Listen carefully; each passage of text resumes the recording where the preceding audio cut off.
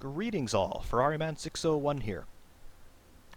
Acting on some of the feedback that I've received from some of you in terms of what you'd like to see in my future videos, today I'd like to talk about something a little bit different from the sorts of topics that I've covered in the past, namely the fundamentals of sim racing in terms of what's expected from a driving perspective. I've been involved in sim racing in some capacity or another since I was about 8 years old, starting on Gran Turismo 2 on the PlayStation. Those were the days, let me tell you. Controllers, consoles, memory cards, things like that. Trying to modify a 1990 Toyota Supra to make it do incredible things that it totally can't do in reality, whatever.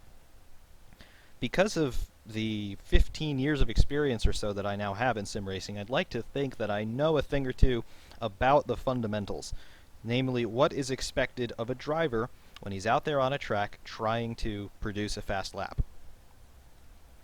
Today I'd like to talk about probably the most fundamental aspect of performance circuit driving, and that is the racing line. The racing line, simply explained, is the fastest trajectory, the fastest route that a car can take around a corner. In other words, you're trying to shorten the distance as much as possible from the entrance of a corner to the exit of a corner. The shortest distance between any 2 points, anybody who's paid attention in Physics 101, is a straight line, at least in the universe in which we live. So because corners are, by their very nature, not straight lines, we have to make them as straight as possible. And that's what we accomplish with the racing line. To help us demonstrate that today, we have the Ferrari F2002 and the Mugello circuit, which has a lot of fast-flowing corners, which are going to be perfect for illustrating this concept. So we've got the engine started, and we're pulling out of the pits.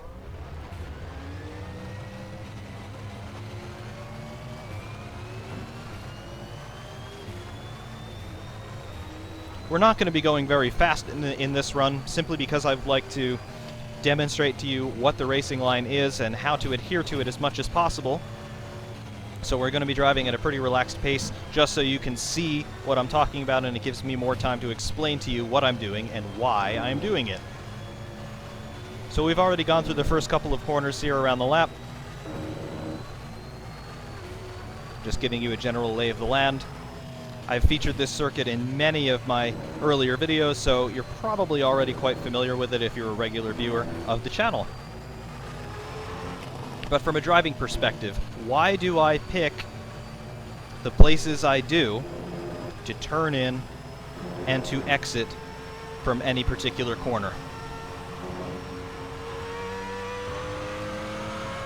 Fundamentally, we are talking about the racing line, that shortest distance between entrance and exit. You'll notice as I approach any corner on this circuit, I approach from the side of the racetrack that is opposite the direction that the corner turns in. So for example here, the corner's a right-hander, I approach from the left. As the corner exits, I let the car drift out in the direction opposite the direction of the corner. So for example here, this is a left-hander coming up. I approach from the extreme right of the circuit. I throw the car in toward the middle of the corner, which is called the apex. And then once I reach the apex, I allow the car to drift out wide, opposite the direction of the corner, to the exit. So these 3 fundamental points, entrance, apex, and exit, are your principal factors in determining the racing line. So coming up here to turn 1, it's a right-hander. We approach from the left, we turn right, we reach the apex, and then we allow the car to drift out wide toward the exit. Left-hander, from the right, to the left, to the right again, through a right-hander, to the left again, for exit. You'll notice that through every single one of these corners there are washboard curves positioned on the extreme sides of the racetrack, which serve 2 purposes. The first purpose of this curbing is to provide the driver with a visual reference to determine where the apex, the entrance, and the exit of the corners are. So you'll notice apex curbing right here on the extreme right, exit curbing right here on the extreme left, more apex curbing on the right, more exit curbing on the left. This is something that is taken into account in racetrack design and construction, so that the drivers, like I said, get a visual reference. The second function of that curving is to provide the cars a little extra real estate with which to execute their maneuvers. So if I'm approaching a corner from very wide on the circuit, I need a little bit more space on the track edge just so I don't accidentally dip a wheel off into the grass. You dip a wheel into the grass when you're at speed, and then you go to flick a car into a corner like that, you're going to be very unstable. I intentionally dipped the rear wheel off into the grass there so you can see how the car reacts. The car becomes very unstable and you could easily spin. So that's why that curbing is there. It's a visual reference and a little bit of an insurance policy just so you don't have a bad day. Coming back into turn 1, I'm pre-positioning the car on the straight. You see where the curbing here is in the approach to the corner. I turn in, I hit the apex curbing with my right front wheel, and then I go out to the exit.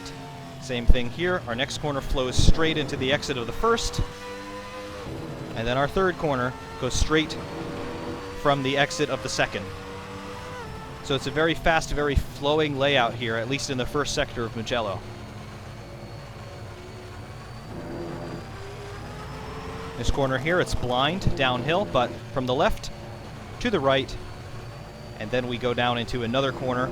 But again, I'm always approaching the corner. I'm approaching that turn-in point from the opposite side of the racetrack from which the corner turns. So I'll demonstrate again. We come over the top of the hill. The next corner is a right-hander. We approach from the left. We turn in right. We apex, and then we would go normally left. But because a lot of these corners flow into each other, you can't get a full exit before you have to position for the entrance. So, entrance from the left to the right,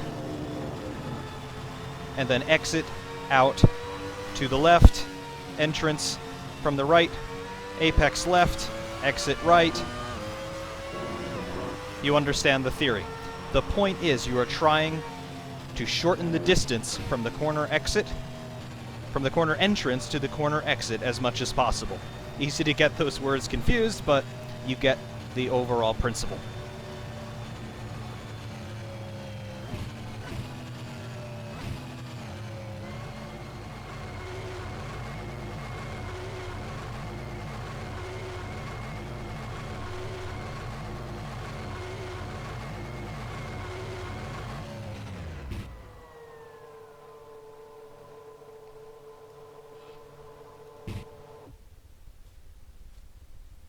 So that concludes our little explanation of the racing line. Thank you very much.